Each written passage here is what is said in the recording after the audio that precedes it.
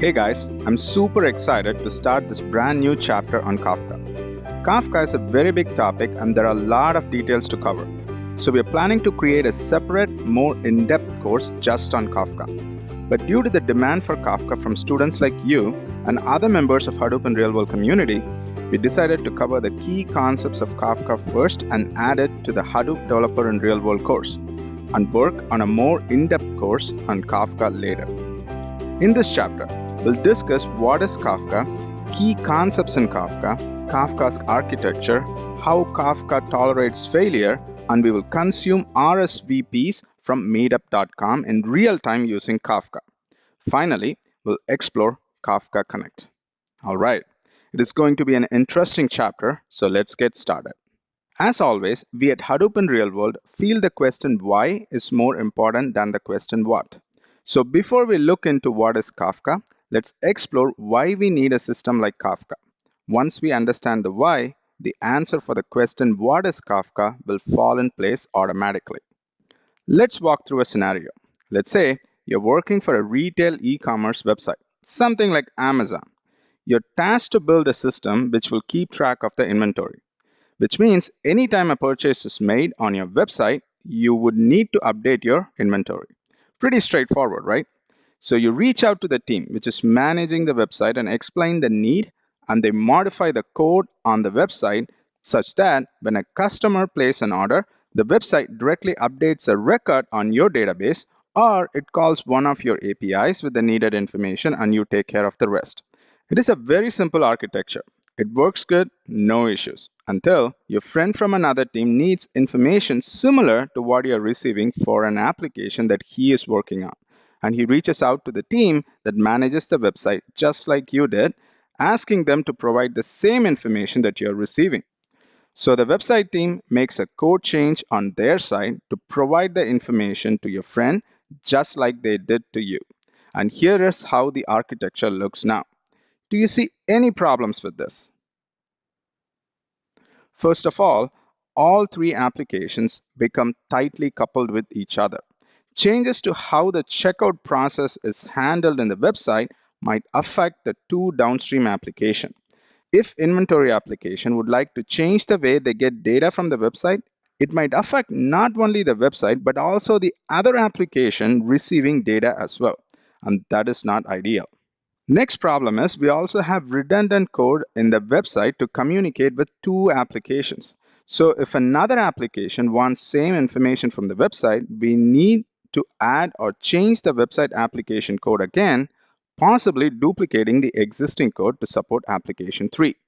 This could easily get out of control as more and more applications need information from the website. What is the solution? Enter message broker. Website, being the producer of information, publish the information or messages to the message broker. Website's job is done after the information is published to the broker. Consumers who are interested in the information will connect to the message broker to get the information and process them.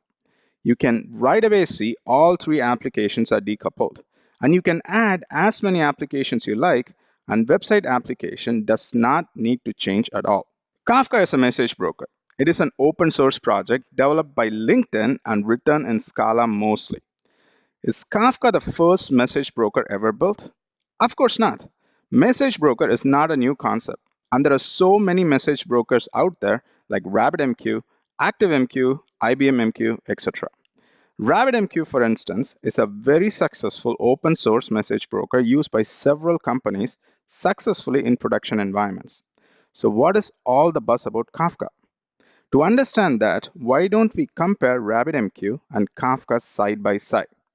That way we can answer the question why Kafka with a much better understanding. The concept is very similar between Kafka and RabbitMQ. The terminologies used are slightly different. Let's keep things simple for now. We are producers producing messages and push them to a queue in a message broker. Message broker, being Kafka or RabbitMQ, doesn't matter. Consumers read the messages from the queue and process them. Simple, right? With that understanding, let's compare Kafka and RabbitMQ. Let's compare the design of Kafka and RabbitMQ first. Kafka's design strategy is dumb broker, smart consumer. RabbitMQ adapts a smart broker, dumb consumer design. What does that mean? In very simple terms, Kafka does not keep track whether messages in Kafka are consumed by consumers or not. Kafka keeps the messages available for anyone to consume for a configured amount of time, 7 days by default. Consumers can come in and read data as they please and at their own pace. Kafka gives consumers the ability to read from the beginning or from the middle or from the end. In short, Kafka keeps the messages available for as long as it is needed or for a configured amount of time. And it gives consumers the freedom to consume messages as they like, and it does not keep track of who consumes what. RabbitMQ, on the other hand, keeps track of the messages that are being consumed. Once the message is consumed by the consumers, the message is removed from the queue. RabbitMQ also has support for routing messages through exchanges to consumers. It might look like RabbitMQ being the smart broker is a much better option than Kafka, but not necessarily. Kafka's design reduces the dependency between the broker and the consumers, which is a very big plus. And Kafka's design is one of the main reasons behind the efficiency and speed of Kafka. Next, Kafka has inbuilt streaming support. This means that Kafka can perform computations on data as the data is streamed into Kafka in real time. RabbitMQ does not have streaming capabilities of its own and need to rely on third-party tools for streaming support. Streaming is very big in the big data space, and that is where we see a lot of momentum.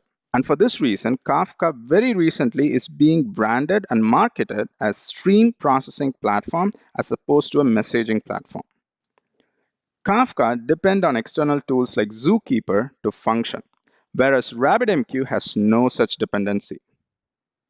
Next, RabbitMQ has been around for a while, so it has mature support for various programming languages like Java, .NET, C, C++, etc.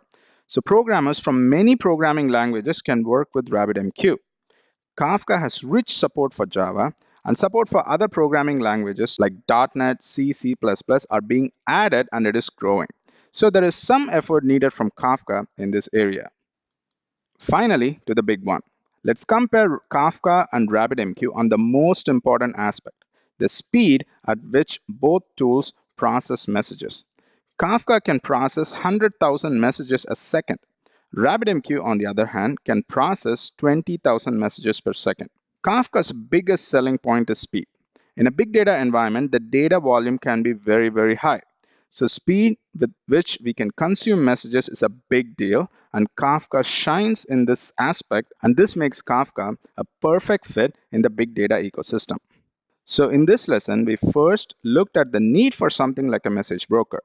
Next, we compared Kafka with another popular open source messaging platform, RabbitMQ. So you can clearly tell from the comparison, Kafka excels in speed and it is its biggest selling point, making it a good fit for the big data size application. In the next lesson, we'll look at the concepts and architecture of Kafka. See you in the next lesson.